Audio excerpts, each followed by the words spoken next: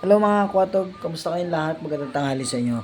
Etong mga nakarang araw mga kwatog, simula nung nag-update tayo ng auto-accept kay Joyride, nagkasunod-sunod na yung biyahe natin. Nag-enjoy ako masyado sa auto-accept.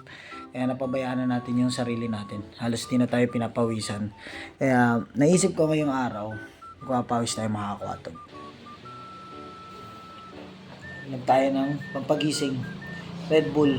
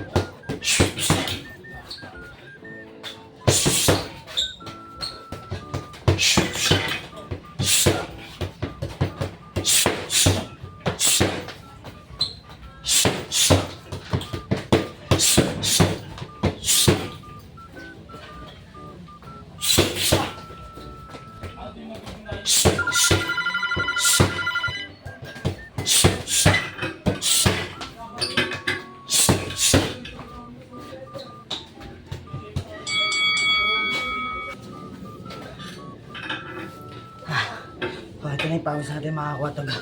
Ang sarap pagka pinapawis na talaga.